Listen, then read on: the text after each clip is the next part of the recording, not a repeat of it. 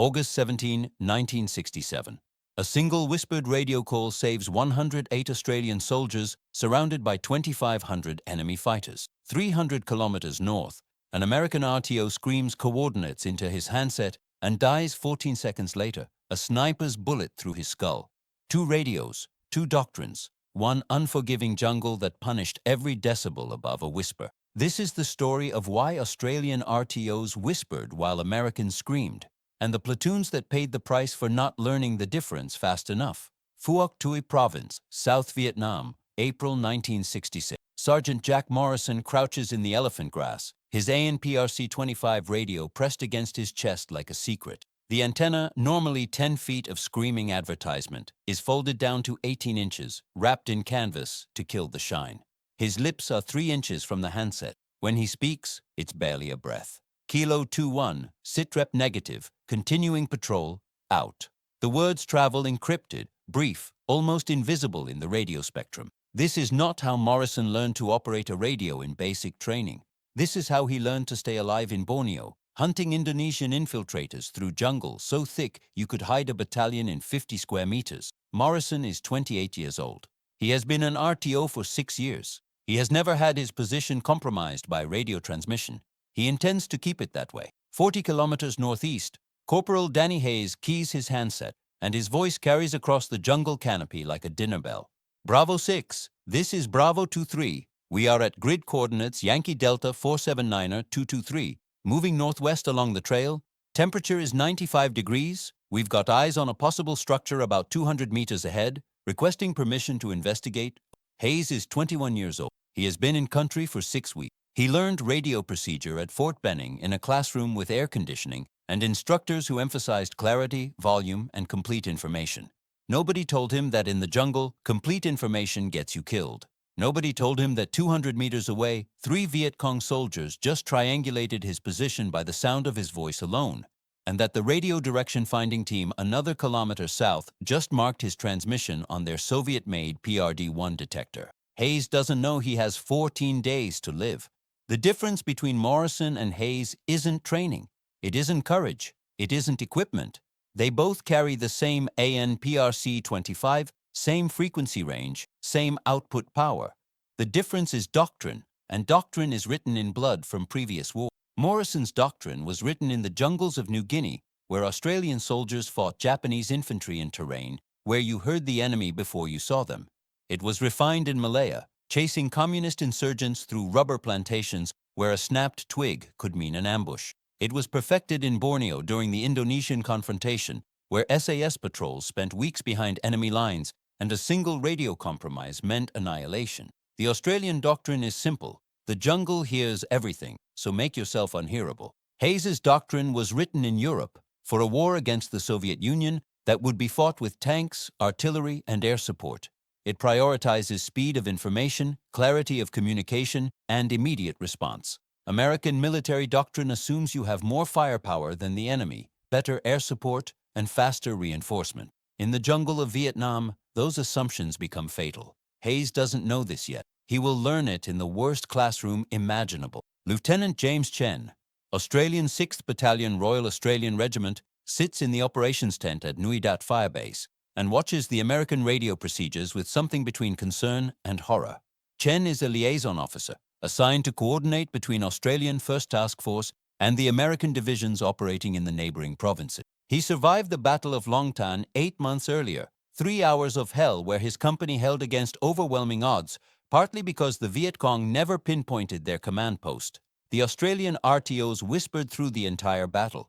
Chen has tried to explain this to his American counterparts. They smile politely and continue doing things their way. Chen has stopped trying. You cannot teach a lesson someone doesn't want to learn. You can only document the casualties when they refuse. Captain Richard Palmer commands Bravo Company, 1st Battalion, 503rd Infantry, 173rd Airborne Brigade. He is 32 years old, a West Point graduate, and a professional soldier who believes in the doctrine he was taught. When Lieutenant Chen approaches him during a combined operations briefing and suggests adopting Australian radio procedure, Palmer listens politely and declines. With respect, Lieutenant, our doctrine emphasizes rapid communication for fire support coordination, Our RTOs need to transmit clear information quickly so we can bring artillery and air assets to bear. We've been doing this successfully in multiple theaters. Chen doesn't argue. He has heard this response before. He simply says, "In the jungle, the enemy votes on your tactics too," and walks away. Palmer dismisses the comment. Palmer has 8 months before he understands exactly what Chen meant.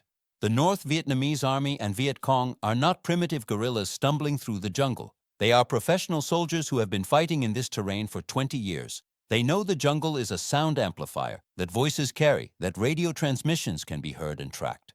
They train their soldiers specifically to hunt American RTO. Nguyen Van Thao is one of these hunters. He is a lieutenant in the People's Army of Vietnam Intelligence Section, and his specialty is what the Americans would call signals intelligence. Thao carries a small notebook filled with observations about American radio procedures. Americans transmit long messages with complete information. Americans use high volume, often shouting during contact. Americans position RTOs near their commanders. American RTOs carry tall antennas that don't fold down. Americans use predictable call signs and report schedules. Thao has 17 confirmed kills of American RTOs. He has 0 kills of Australian RTOs. When his superiors ask why, Thao's answer is simple. The Australians are ghosts on the radio. We hear them only when they want to be heard, and by then, it's too late. May 1967. Morrison's SAS patrol has been behind enemy lines.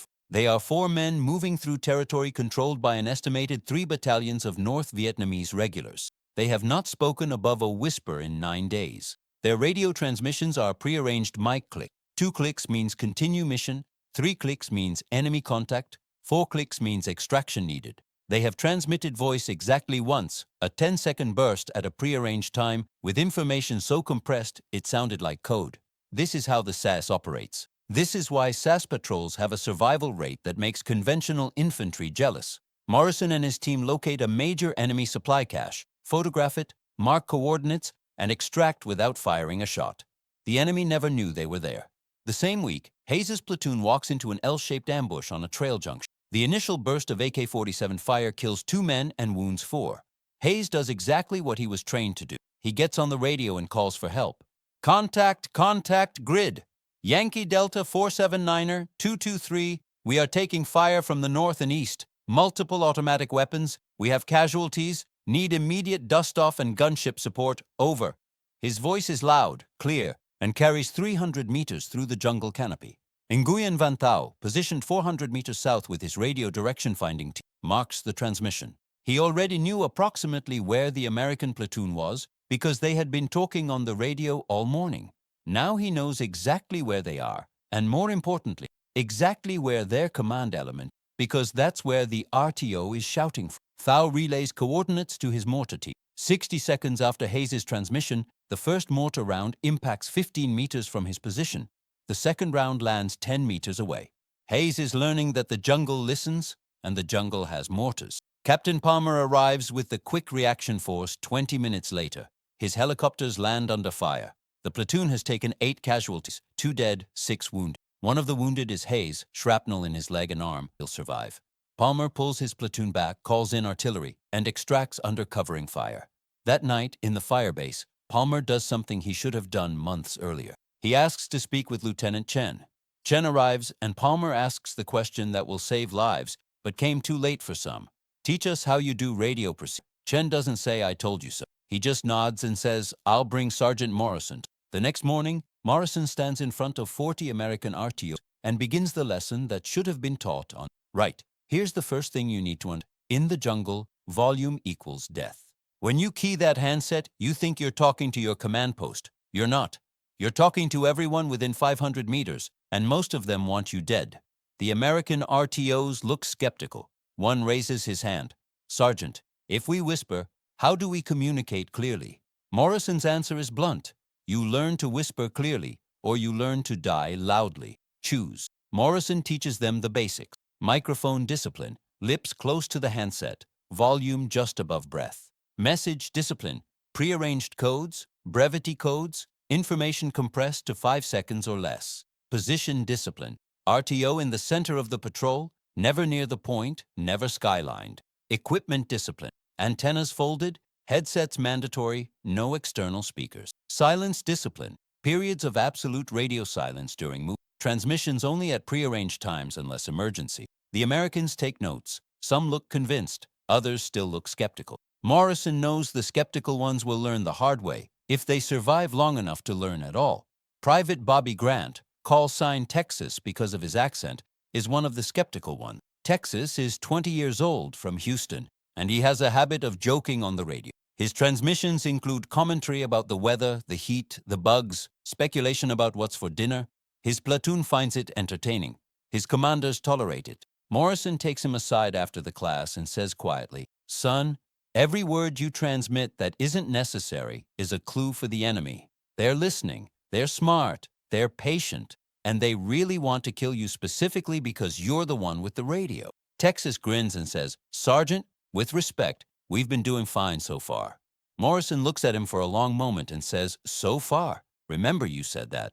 3 weeks later, Texas's platoon makes contact with a Viet Cong unit during a patrol. It's a brief firefight, 30 seconds of intensity, then the enemy breaks contact and fades into the jungle. 2 Americans are wounded, not seriously. Texas gets on the radio to call for medevac. His transmission is professional at first. "Bravo 6, this is Bravo 24. We have 2 urgent casualties. Need dust off at Lima Zulu, over." Then he adds, off script, "Man, it is hot out here. These guys are going to need water bad. We're at that trail junction with the big tree, you know the one." That last sentence, unnecessary color commentary, takes 4 seconds to transmit. Nguyen Van Thou's sniper team is 600 meters away. They heard the firefight. They were already moving toward the sound. When Texas transmits, they fix his position by sound. The sniper, a patient man with a Mosin Nagant rifle and 12 confirmed kills, moves to 300 meters. He finds a position with clear sightline to the trail junction with the big tree. He waits. 15 minutes later, the medevac helicopter arrives. Texas stands up to guide it in, his radio handset in one hand, waving with the other. The sniper's bullet enters his skull just above the left ear. Texas dies before he hits the ground. He was right about one thing. It was hot out there. Captain Palmer writes the letter to Texas's mother personally. He doesn't mention that Texas died because of radio. He says Texas died serving his country with honor, which is true, but incomplete. Palmer also does something else. He issues a company order. All RTOs will attend Australian radio discipline training. All transmissions will follow brevity protocols. Any RTO who adds unnecessary commentary will be removed from radio duty. Some commanders would have issued this order sooner. Palmer issued it after losing a man. That's still better than the commanders who never issued it at all. August 18, 1966. This date is burned into Lieutenant Chen's memory because it's the day he should have died but didn't. And the reason he didn't is radioed. D Company, 6th Battalion Royal Australian Regiment, 108 men, is on patrol east of Nui Dat when they encounter a Viet Cong force later estimated at 2,500 soldiers. The Australians are outnumbered 23-1. They form a defensive perimeter in a rubber plantation and call for artillery support. For 3 hours, D Company fights for survival. The artillery is accurate, devastating, and the only reason the company survives. That artillery is coordinated by radio, by RTOs, who whisper coordinates while bullets crack past their heads. The Viet Cong never locate the Australian command post precisely because they can't hear the transmissions clearly enough to triangulate. They know generally where the Australians are because bullets don't lie, but they don't know exactly where the commanders and radio operators are, so they can't concentrate fire effectively. Chen's RTO, a corporal named Davies, whispers fire missions for 3 hours. His voice never rises above conversation level. He transmits coordinates with mechanical precision. Target, Hotel Echo 479er 215. Enemy infantry in open, fire for effect. The artillery responds, the shells arrive. The Viet Cong die in dozens, then hundreds. When reinforcement arrives and the siege breaks, D Company has 18 dead and 24 wounded.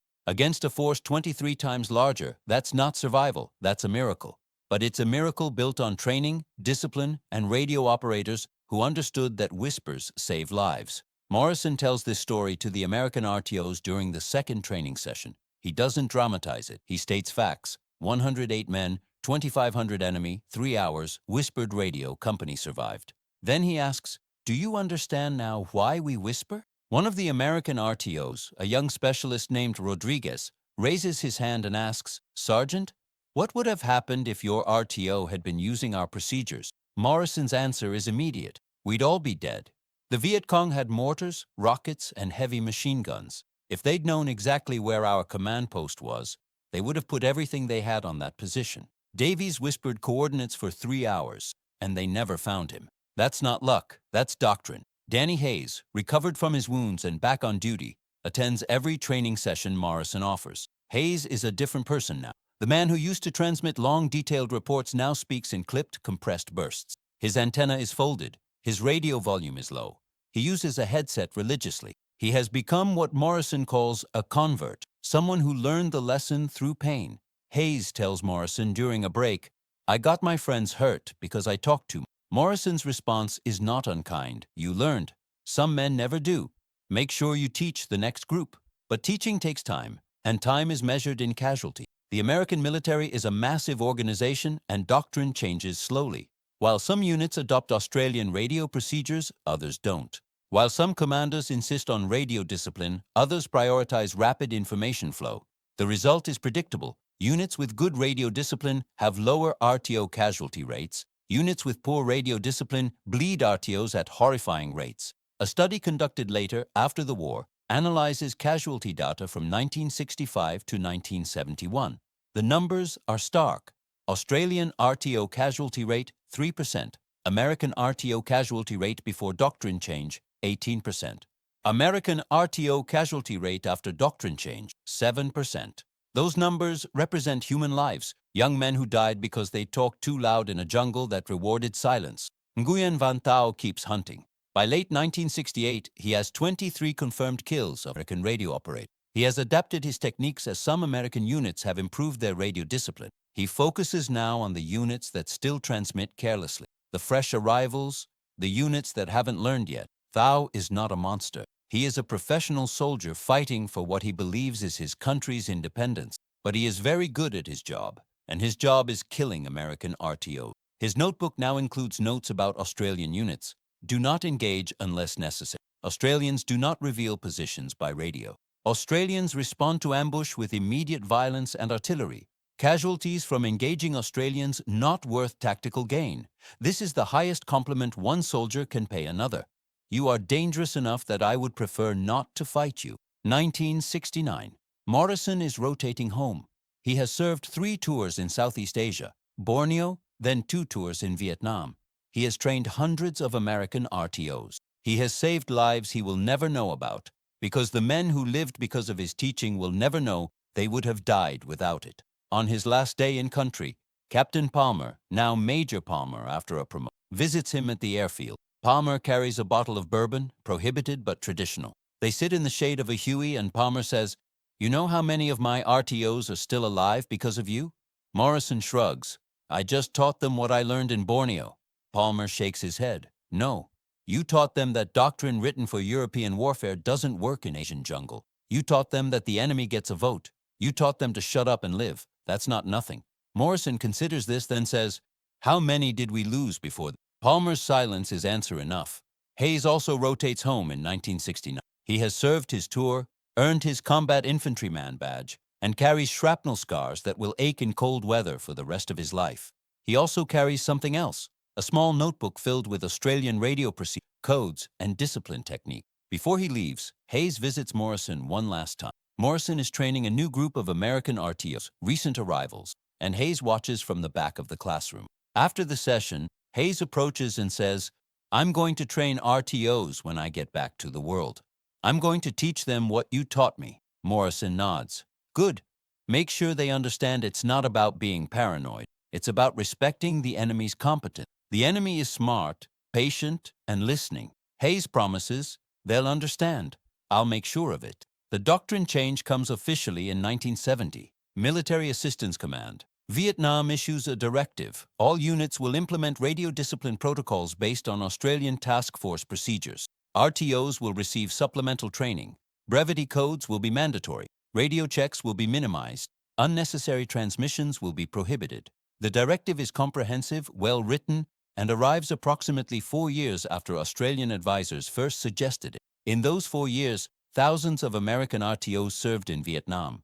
18% of them became casualties, a rate 6 times higher than their Australian counterpart. The math is ugly. If the doctrine change had come in 1966 instead of 1970, hundreds of young men would. But doctrine changes slowly, especially when it requires admitting that someone else is better.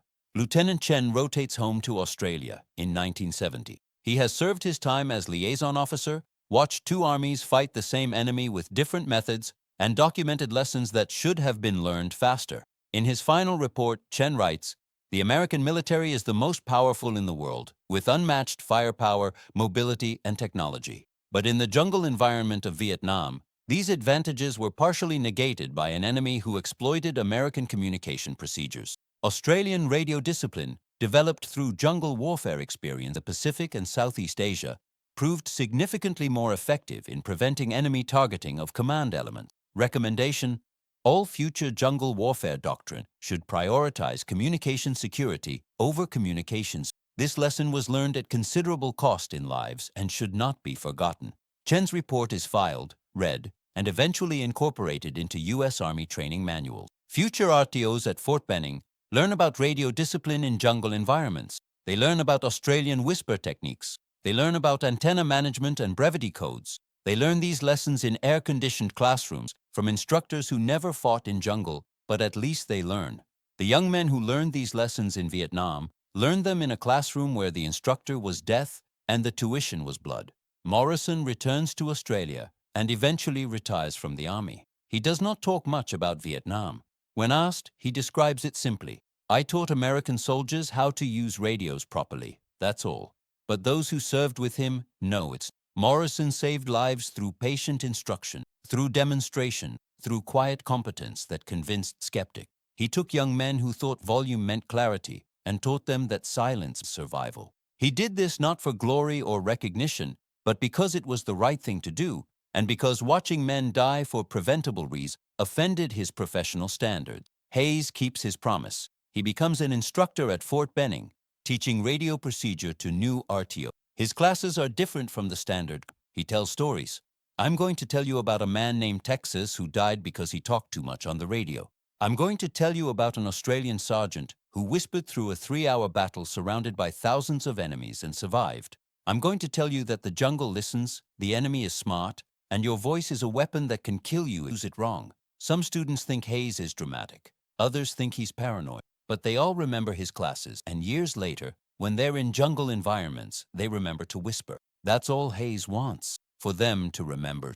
Nguyen Van Thao survives the war and returns to his village in North Vietnam. He does not discuss his work as signals intelligence officer and sniper. When asked about the war, he says simply, "I served." But in private moments, he remembers the Australian soldiers he observed but rarely engaged. He remembers their discipline, their patience, their professionalism. In his culture, respecting a worthy enemy is not betrayal, but recognition of reality. The Australians were worthy enemies. They understood the jungle, and they refused to make the mistakes that could be exploited. Thao respects this, even as he remembers the 23 American RTOs he helped kill by exploiting exactly his mistakes. The war ends in 1975.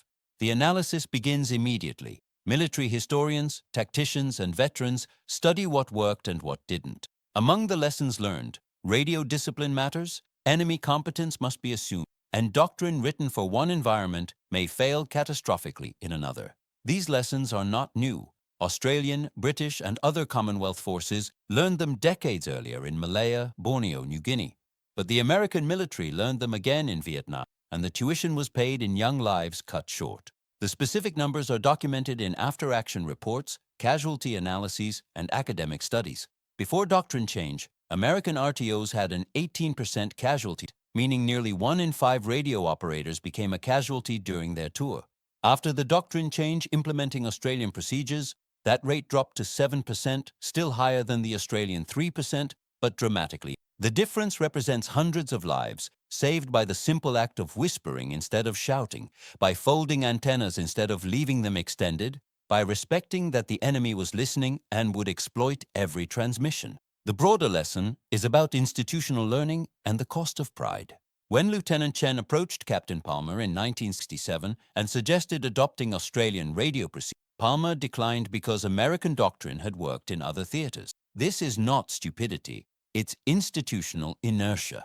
Armies are large organizations with established procedures, and changing those procedures requires admitting current methods are flawed. Palmer eventually learned and implemented change, but only after casualties forced recognition. Other commanders never learned at all. The tragedy is not that mistakes were made, mistakes are inevitable in war, but that mistakes continued after solutions were demonstrated. Today, radio discipline is standard doctrine in all U.S. military jungle and urban warfare.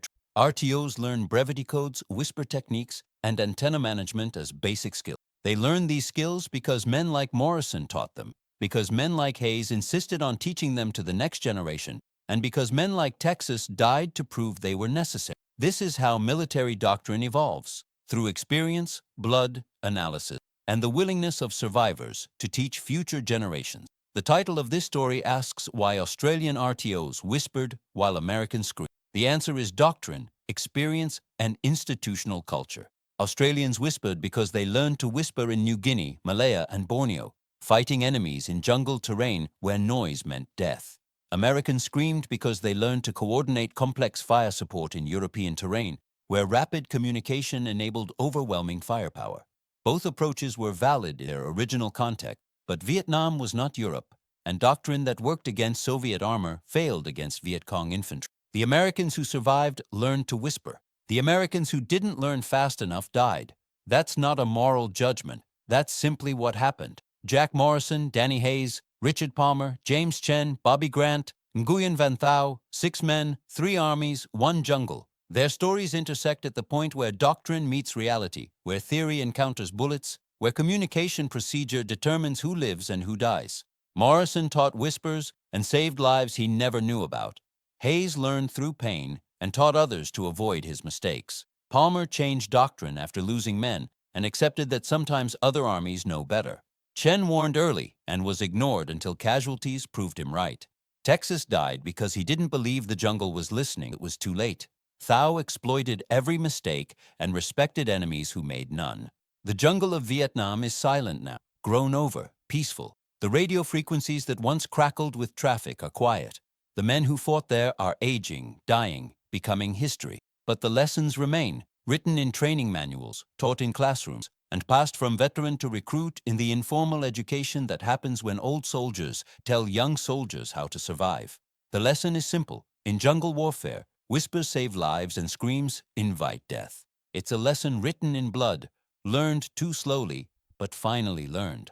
That learning came at a cost measured in hundreds of young men who carried radios into the jungle and never came. We remember them not with monuments, but with doctrine, with training, with the quiet knowledge that their deaths taught lessons save lives. This is not a story of heroism, though there was heroism. This is not a story of villainy, though men died. This is a story of institutional learning, of how armies adapt, of why some lessons cost more to learn than others. The Australian RTOs whispered because their army had learned this lesson decades before. The American RTOs screamed because their army had not yet learned it. By the time the lesson was learned, the cost was paid. The only honor we can give those who paid that cost is to remember why they died and ensure future generations learn the lesson without repeating the tragedy. If you found this story valuable, subscribe to this channel for more deep dives into military history and tactical lessons learned through hard experience. Like this video to help others discover these crucial historical insights. Leave a comment sharing your thoughts or your own experience with military communication. These stories matter because they represent real people, real lessons, and real costs. By studying them, we honor those who served and ensure their sacrifices teach future generations. Thank you for watching, and remember, in the jungle, whispers save lives.